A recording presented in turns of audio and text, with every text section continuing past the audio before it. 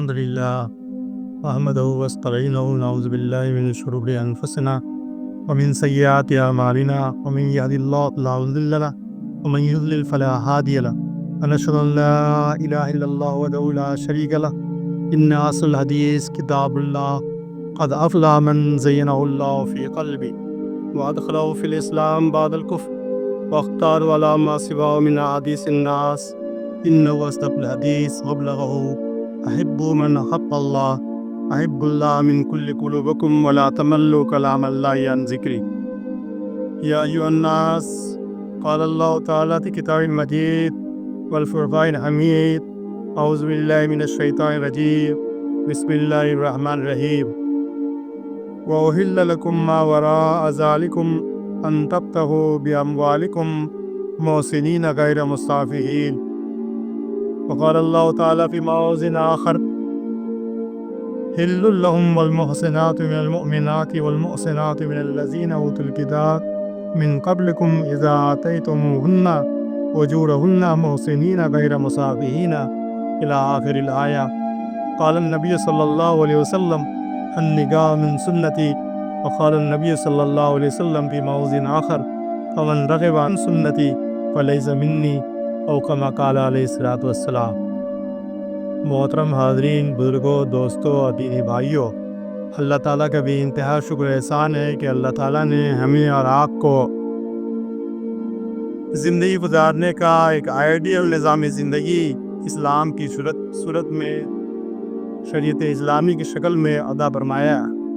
ہزارہ درود و سلام ہو تمام انبیاء کرام پر، بالخصوص نبی آخر الزماں صلی اللہ علیہ وسلم کی ذات اقدس پر، کہ جن کی انتھک کوششوں اور محنتوں کے نتیجے میں یہ دین، یہ اسلام، یہ مراسم عبودیت، صحیح غلط کی تمیز، جینے سے لے کر کے مرنے تک کے زندگی گزارنے کے آداب، وہ ساری چیزیں ہمیں نصیب ہوئی ہیں جس سے ہم برت کر کے دنیا میں بھی کامیاب اور آخرت میں بھی فائز و مرام ہو سکتے ہیں.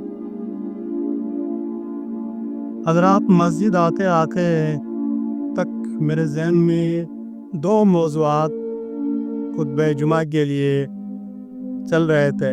ایک موضوع تو یہ تھا کہ شعبان کا مہینہ شروع ہو چکا ہے، تو استقبال رمضان کے حوالے سے کچھ باتیں آپ سے گزار کی جائیں، اپنی تذکیر خود ہم کریں.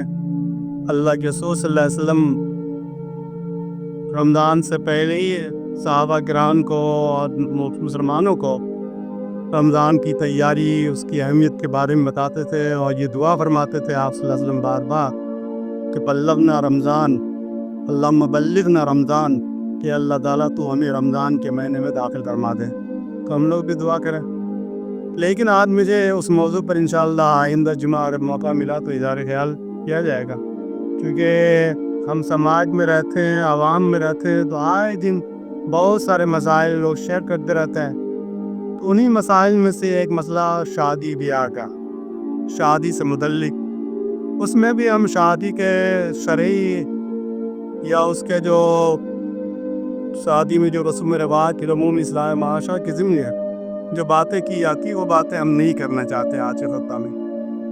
ہم نے ابھی جو آیات آپ کے سامنے پیش کی ہیں، ان آیات میں دو مواقع کی آیات پڑھی ہے. ان دونوں موقعوں کی آیت میں ایک لفظ استعمال کیا گیا ہے محسنات کا، احسان کا، اور یہ نکاح کے لیے استعمال کیا گیا کہ جن عورتوں سے تمہیں نکاح کرنا ہو ان عورتوں کو مہر کے بدلے میں اجر دے کر کے تم ان سے نکاح کرو، اور نکاح کرنے کے لیے لفظ احسان استعمال کیا گیا. میں جب پڑھ رہا تھا، غور کر رہا تھا، تو احسان کے معنی ہوتا ہے قلعہ. آپ نے دیکھا ہوگا، لال قلعہ دیکھا ہوگا، قلعہ بند بستیاں دیکھا ہوگا. اور محسنات کے معنی ہوتے ہیں قلعہ بندی. محسنہ کے معنی ہوتا ہے قلعہ بندی کے.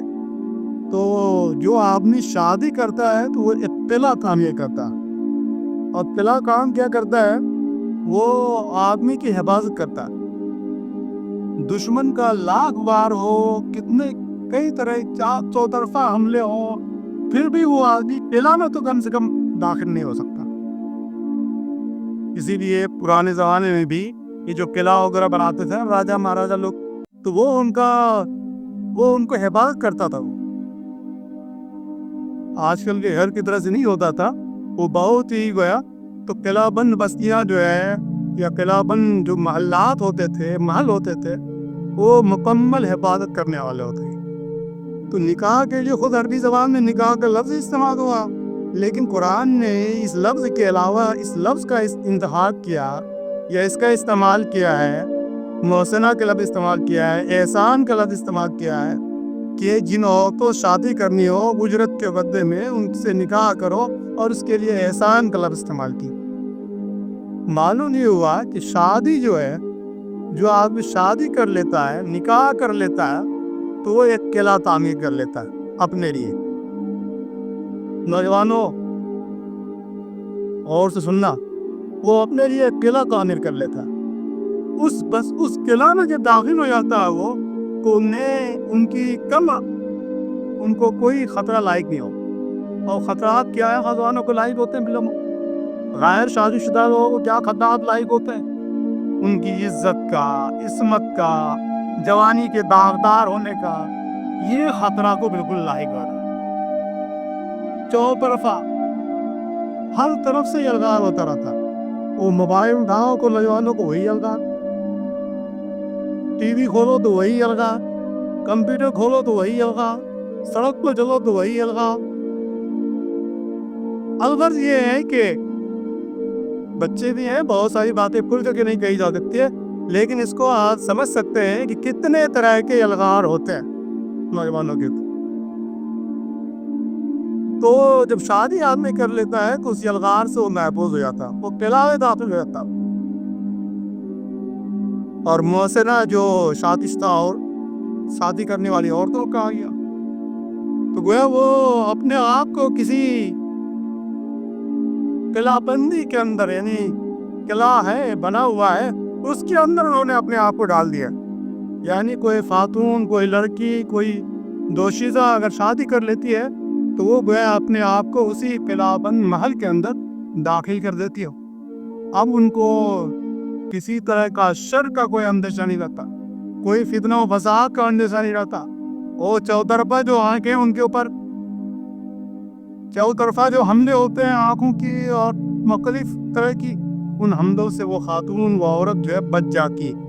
قرآن کی اس تعبیر پر قربان جائیے کہ کتنا اچھا الفاظ استعمال کیا ہے۔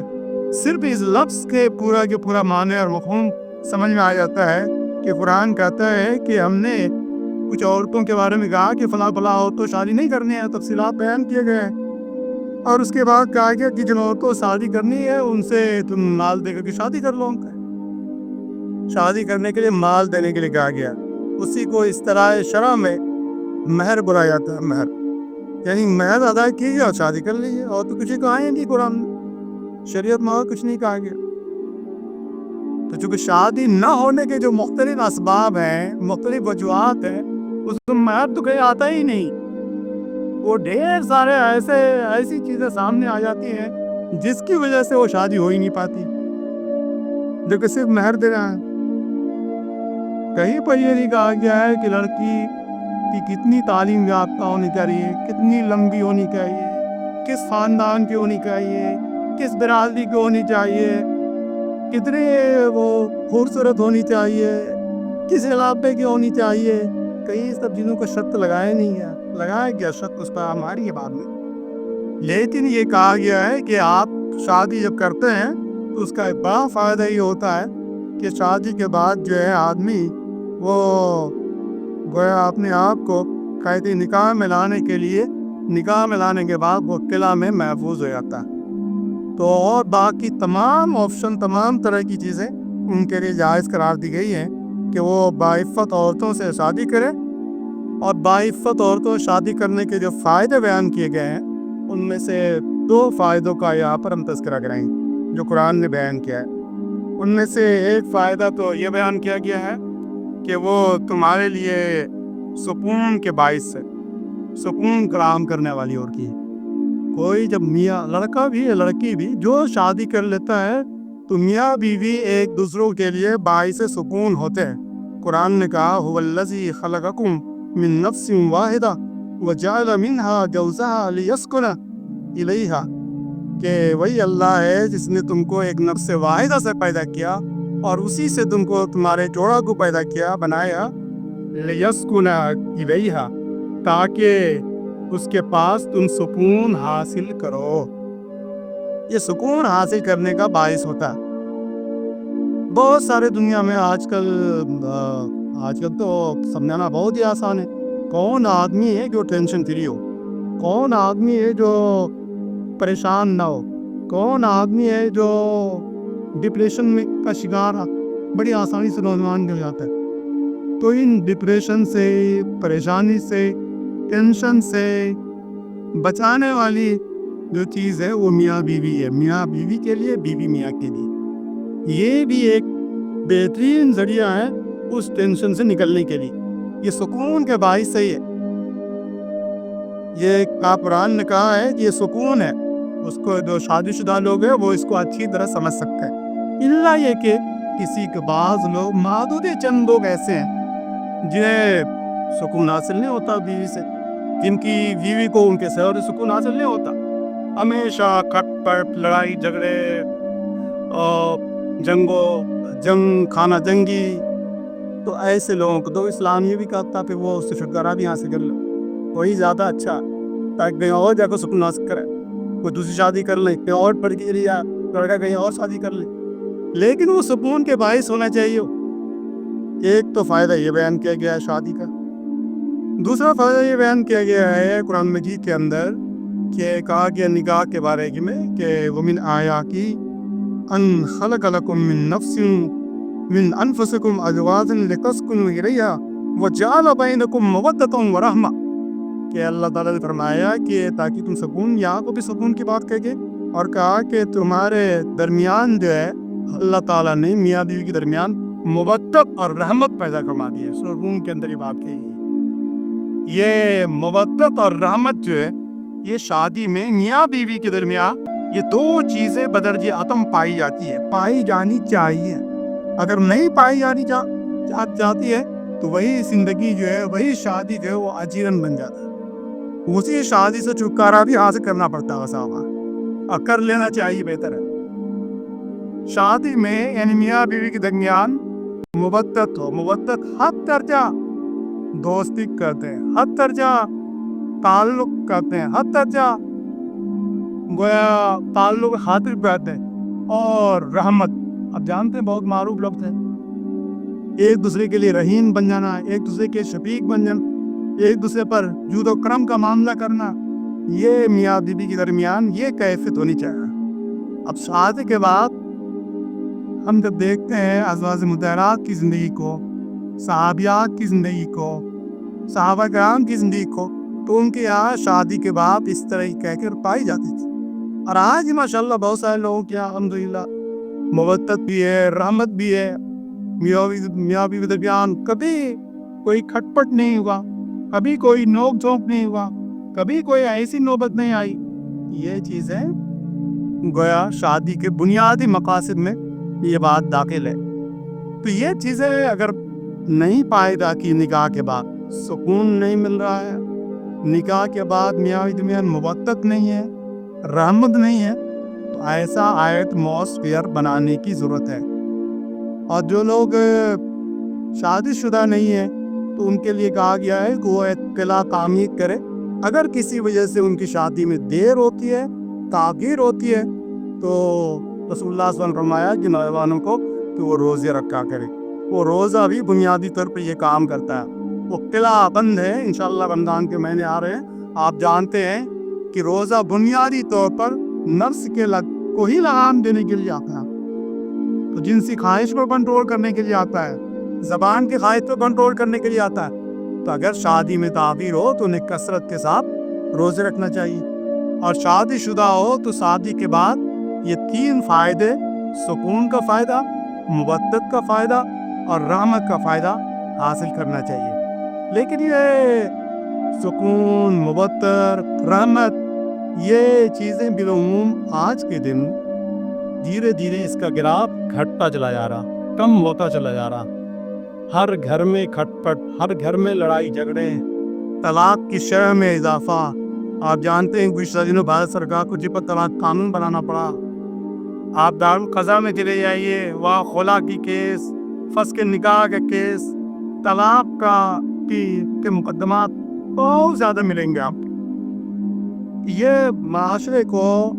معاشرے میں ایسی اگر کوئی کیفیت پیدا ہوتی ہے جس وجہ سے بھی تو اس کو ٹھیک کرنے کی ذمہ داری میاں بیوی کی تو اوپرین ہے، خاندان والوں کی، اعزا و اقارب کی، دوست احباب کی، اس کی بڑی ضرورت ہے.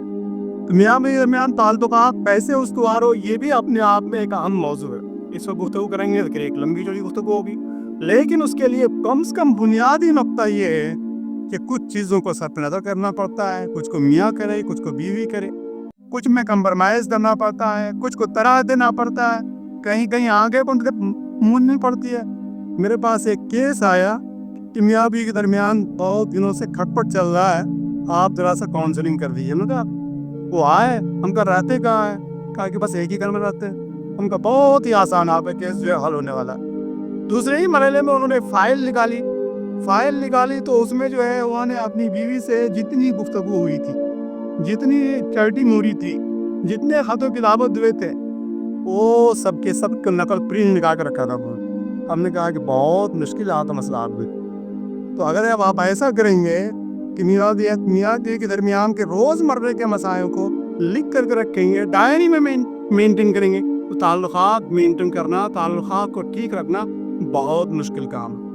تو کچھ چیزوں میں طرح دینے کی ضرورت پڑتی ہے. بہرحال یہ موضوع بھی ذریعہ میرا نہیں ہے، انشاءاللہ کبھی اور اس موضوع پر بات کریں گے. ایک اور جو عام مسئلہ ہے، جب شادی کے سلسلے میں ہندوستانی سماج میں خاص طور پر پہلے کبھی ایسا نہیں ہوتا تھا. ایک دو کیس اس طرح کے سننے میں آتے تھے کہ بعض لڑکوں نے غیر مسلم لڑکیوں سے شادیاں کرتی. ایسا کبھی کبھار سننے میں آتا تھا، اور ایسا تو کبھی ہم نے سنا ہی نہیں تھا شاید 2014 سے پہلے کہ کسی مسلم لڑکی نے کسی غیر مسلم لڑکے سے شادی کی. ایسا ہم نے نہیں سنا تھا. ممکن ہے کہ آپ لوگوں سے سنتے ہیں، لیکن اب یہ چلن جو ہے، یہ چیزیں جو ہے بہت تیزی کے ساتھ بڑھ رہی ہیں. اس سلسلے میں بھی قرآن کا جو حکم ہے میں آپ کو صاف سنا دینا چاہتا ہوں. قرآن نے کہا، آج ہی ہم پڑھ رہے تھے کہ وَلَا تُنكِحُوا الْمُشْرِكَاتِ حَتَّى يُؤْمِنَّ وَلَأَمَةٌ مُؤْمِنَةٌ خَيْرٌ مِّن مُشْرِكَةٍ وَلَوْ أَعْجَبَتْكُمْ. کہا کہ سورہ بقرہ کی آیت ہے، بہت ہی معروف آیت ہے کہ تم مشرک عورتوں سے شادی نہ کرو یہاں تک کہ وہ ایمان لے آئے. تمہارے لیے بہتر ہے اس مشرک عورت سے کہ تم کسی لونڈی سے، کسی باندی سے، کسی غلام سے، کسی نوکرانی سے، جو مسلمان ہو ان سے تم شادی کرو، جو مومن ہو ان سے تم شادی کرو. لیکن مشرک عورتوں سے شادی کرنے کی اجازت نہیں دی گئی ہے. بولو آجبتکم، گرچہ تمہیں وہ بہت پسند ہو، ان کا مال پسند ہو، ان کا حسن پسند ہو، ان کی تعلیم پسند ہو، ان کی لمبائی پسند ہو، ان کی شرافت پسند ہو، کیا کیا پسند ہو تمہاری، لیکن تمہیں اس کی اجازت بالکل نہیں دی جاتی مشرک عورتوں سے شادی کی. دیکھی یہ المیہ ہے.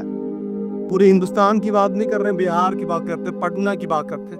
لوگ بڑی آسانی سے مشرک عورتوں سے شادی کرتے، غیر مسلم عورتوں سے شادی کرتے ہیں. اور وہ کمال بات یہ ہے کہ انہوں نے اسلام بھی قبول نہیں کیا. جوہریت میں آنے کے بعد بھی انہوں نے اسلام قبول نہیں کیا، اور آرام سے وہ اسی گھر میں رہ رہی ہے، اپنا پوجا پاٹ بھی کر رہی ہے، وہ مرد بھی رہ رہے اس میں. ایسی مثالیں آپ کو نام لے کے بتاتے ہیں، کوئی تعجب کی بات نہیں. میرے پاس کوئی شادی کارڈ آئے جس میں لڑکی کے باپ کا نام لکھا ہوا نہیں تھا. مجھے تھوڑا فکر لائی ہوئی، جب پتہ لگائیں کہاں شادی ہو رہی، کوئی ایڈریس نہیں ہے.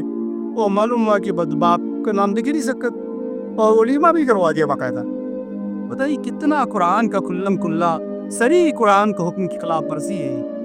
کس قدر حیرت کی بات ہے کوئی مسلمان بھی ہو اور ایسی حرکت کرے ہو. اور مسلم نوجوانوں کو قائم طور پہ سن لینا چاہیے، آپ کو شادی کرنے کے لیے بالکل مکمل آزادی ہے، لیکن کسی مشرک عورت سے، کسی کافر سے، کسی غیر مسلم سے شادی کرنے کا کوئی اختیار نہیں. نتیجہ کیا ہوا؟ ہندوستان میں اس کو اکا دکا کوئی نادان لوگوں نے اس طرح کا واقعات کیا ہے، اور اس کے نتیجے میں لو جہاد کا ایک مسئلہ پیدا کر دیا. کہا گیا مسلمان جو لو جہاد کرتے ہیں، معاذ اللہ. کا ایک مسلمان ایسا کریں گے؟ تو یہ کسی طرح سے جائز نہیں. ایک دوسری بات کہی گئی ہے، وہ یہ کہی گئی ہے کہ وَلَا تُنْكِحُوا الْمُشْرِكِينَ حَتَّىٰ يُؤْمِنُوا وَلَعَبْدٌ مُّؤْمِنٌ خَيْرٌ مِّن مُّشْرِكٍ وَلَوْ أَعْجَبَكُمْ، کہ اور تم اپنی عورتوں کو مشرک عورتوں سے شادی نہ کراؤ، نکاح نہ کراؤ. گاتے لوگ کان پر سنے، تم اپنی بیٹیوں کو کسی غیر مسلم لڑکے سے شادی نہ کراؤ.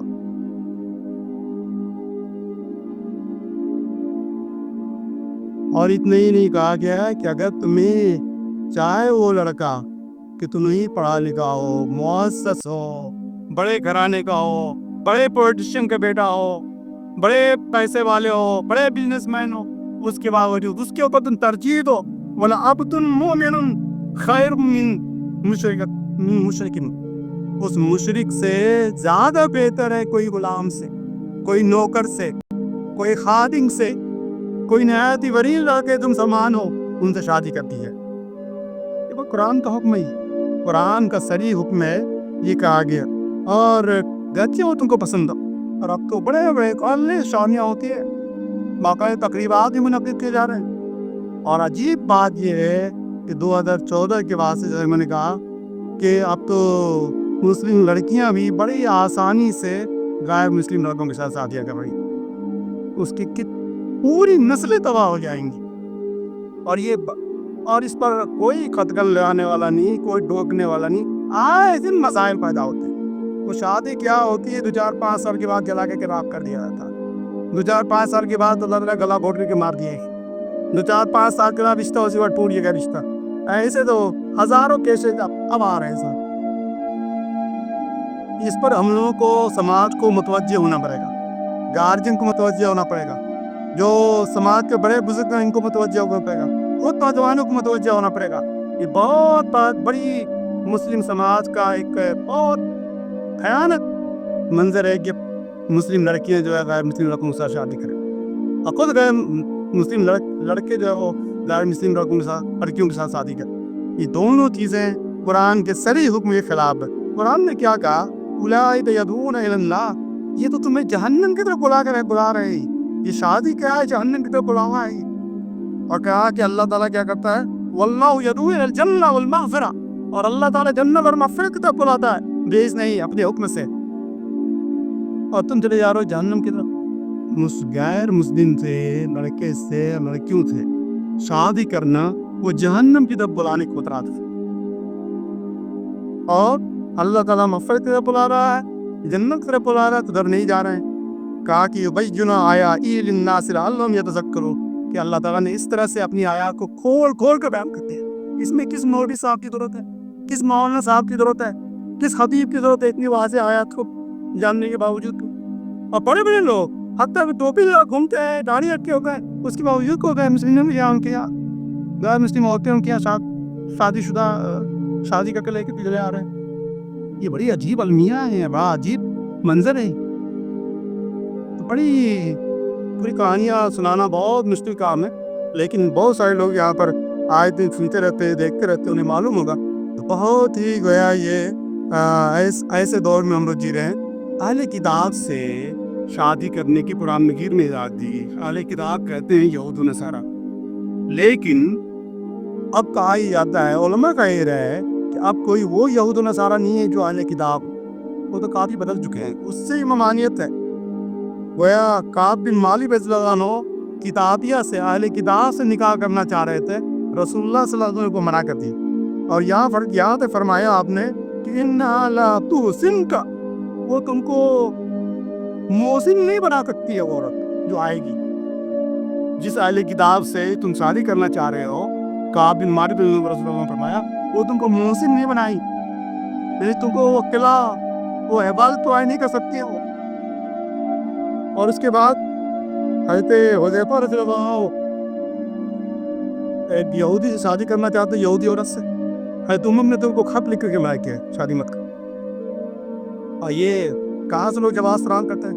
حضرت علی رضی اللہ عنہ، حضرت عمر کا قول ہے کہ کتابیہ سے نکاح کرنا بصراحت و نکاح ایک مطبوع ہے. یہاں اس وقت کے زمانے میں دیکھو، اس وقت اہل کتاب موجود تھے، اور اب تو اہل کتاب ہی نہیں ہے اس طرح.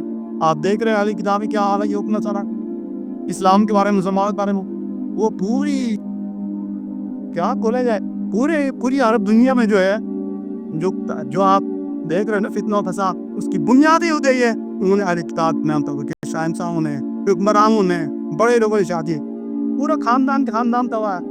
ماضی میں ہمارے یہاں بھی ایسا بتا مغل بادشاہوں نے بھائی راجا اور مہاراجا ہندوؤں کیا چاہیے اس کی وجہ سے پورا ہندوانہ کلچر جو آپ دیکھ رہے ہیں شادی بیاہ میں جوتا چوری وہ رسم مہندی وہ فلانے وہ برات کا رسم یہ سب وہی شادی کی مغلوں نے اور اس کے نتیجہ یہ سب چیزیں ہوئی اسی وجہ سے آئے ان کے نام وہ پورے کے کر رہے جا رہا کبھی بھی غیر مسلم کو شادی کرنا مسلمانوں کے لیے اسلامی شریعت کے تھے اور اسلامی نظام زندگی کے لیے کبھی یہ دوست نہیں ہے لہٰذا اس پر بہت ہی سختی کے ساتھ عمل کرنا چاہیے اور پوری یہ بات کیجیے پوری نگرانی کیجیے پورا دیکھیے ورنہ یہ بہت بھیانک منظر پیش کر سکتا ہے بہت ساری باتیں ہو سکتی تھی بہرحال اللہ تعالیٰ سے دعا ہے کہ اللہ تعالیٰ ہم تمام لوگوں کو وقت پر بچوں کی شادی بیاہ کرانے کی توفیق فرمائے اور شادی کو احسار اور نکاح کلا من جو کہا گیا ہے اللہ تعالیٰ وہ بنا دے اور جہاں شادی کرنے سے منع کیا گیا اللہ تعالیٰ اس سے میں